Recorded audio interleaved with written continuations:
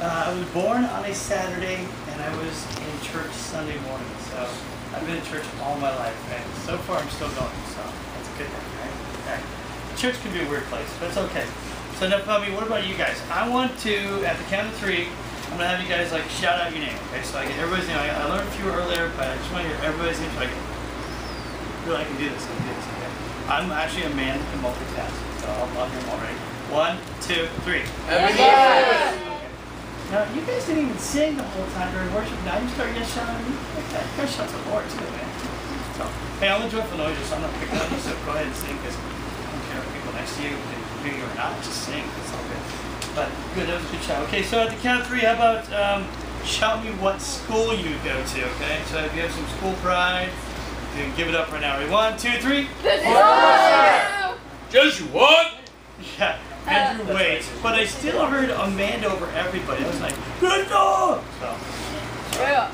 she's a softball player, so softball players know how to yell for something like, give me the ball, you know, that sort of thing. So, my daughter's a softball player, so I'm totally partial to you already, so.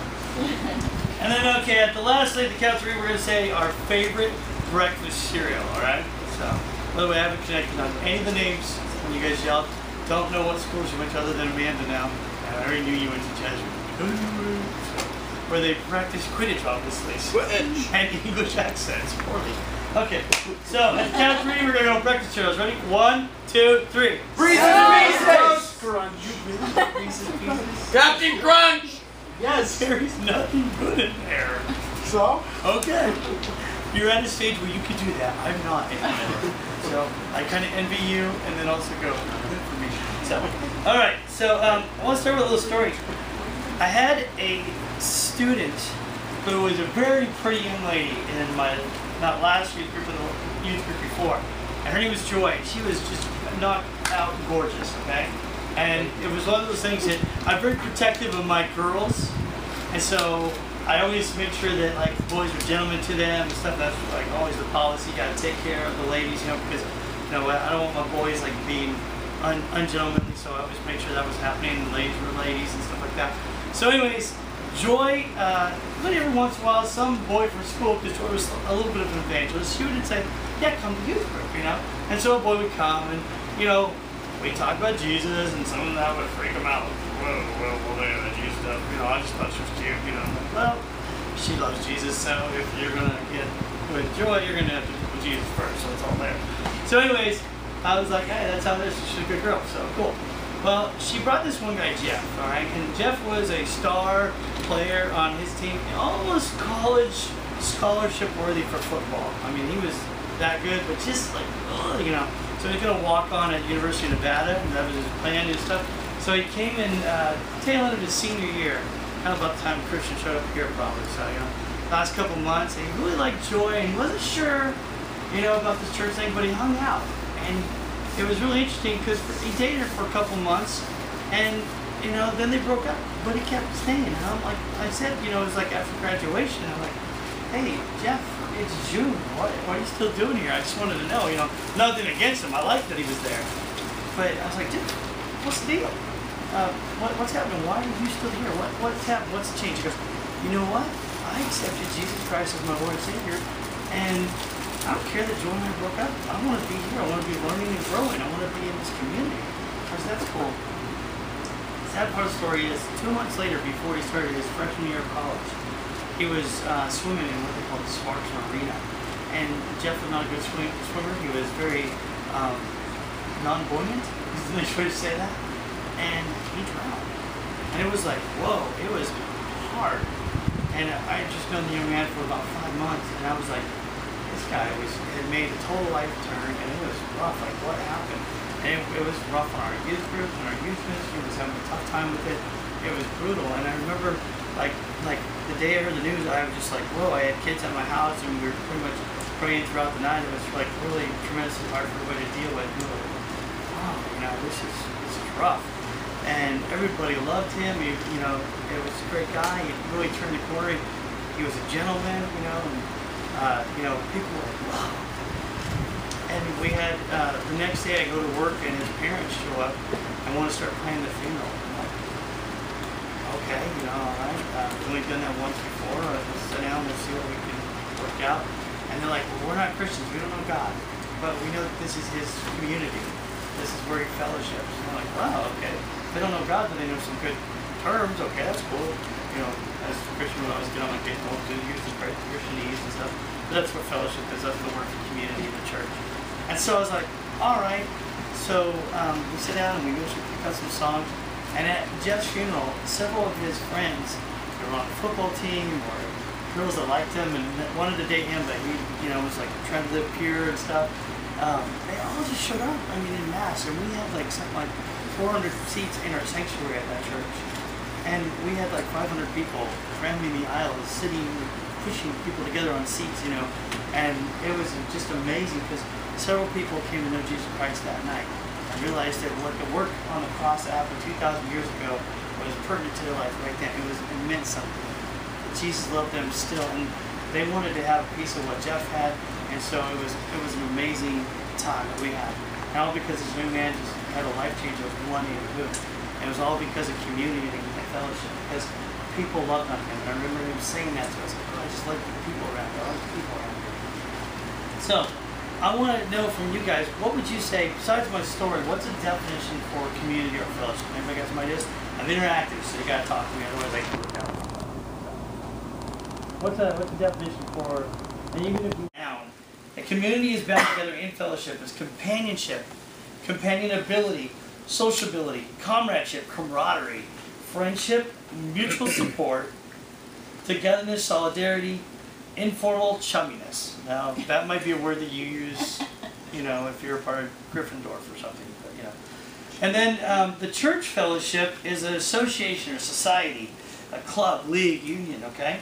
Those sort of things: guild, affiliation, alliance, fraternity, brotherhood, sorority, benevolent society. I eliminated a couple of those just to focus on some of those.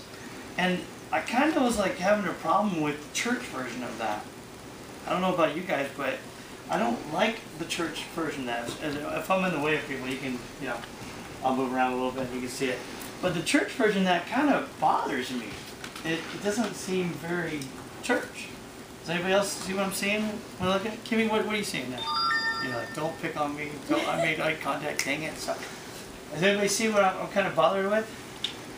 Crystal? Club. Club? Okay. And what does club kind of mean to you? Like something you pay to join. You pay to join it. Okay. All right. And you can't pay to join Christianity because it's a free gift. All right. Nikki?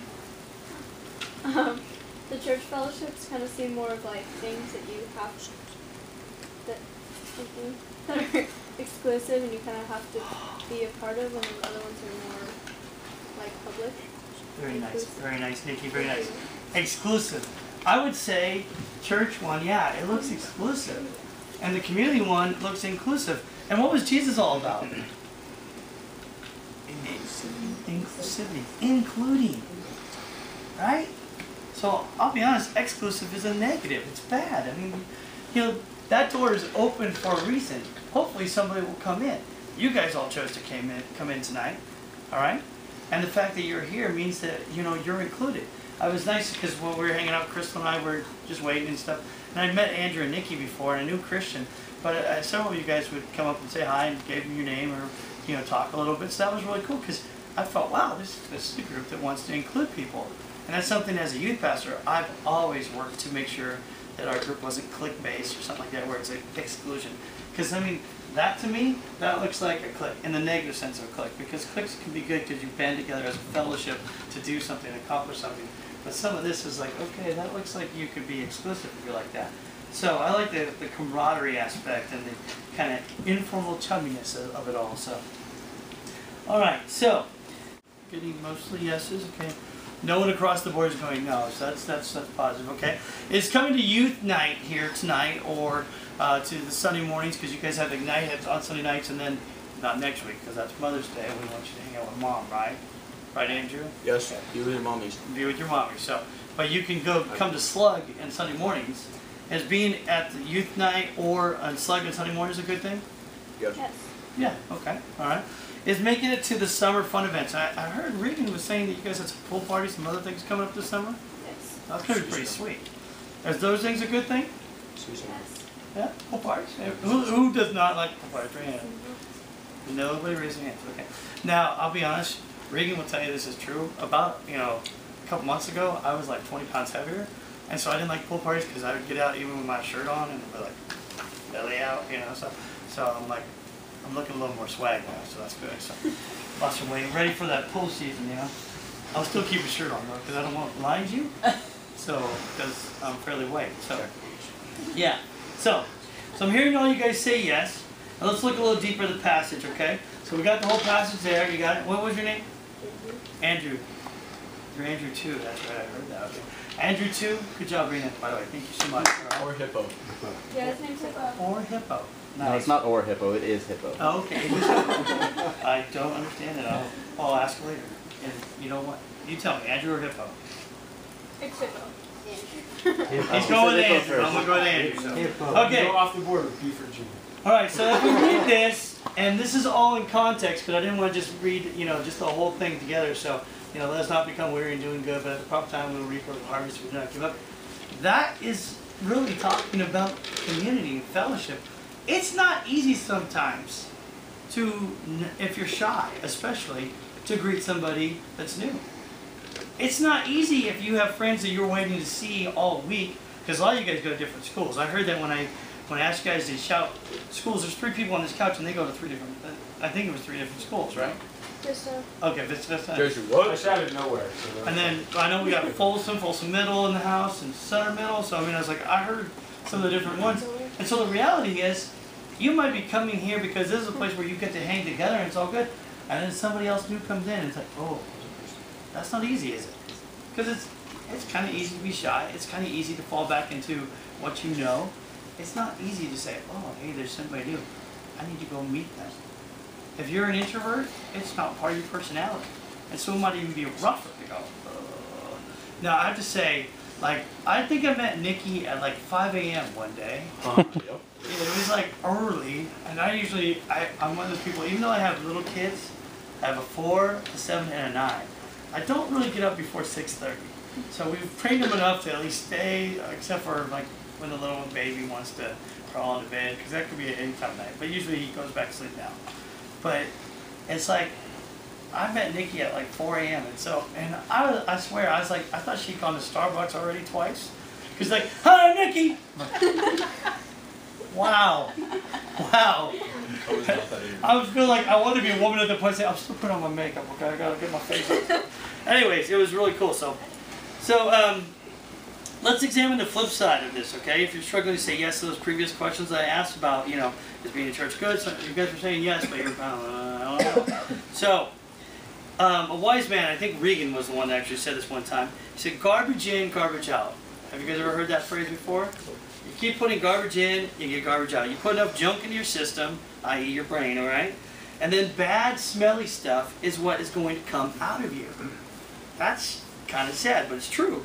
So we're going to flip that around a little bit more and say, okay, what's the logical, reasonable hypothesis of that concept?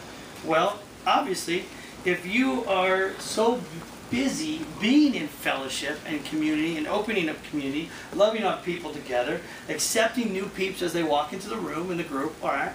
If you're busy doing that, you will have more and better friendships and be a happier person. Isn't that cool? You'll actually be a happier person. Now, I honestly was studying this lesson, and I had part of it written, but then I was at this thing called Thrive over at Bayside this week, and I was totally stunned because this guy said what I needed to hear.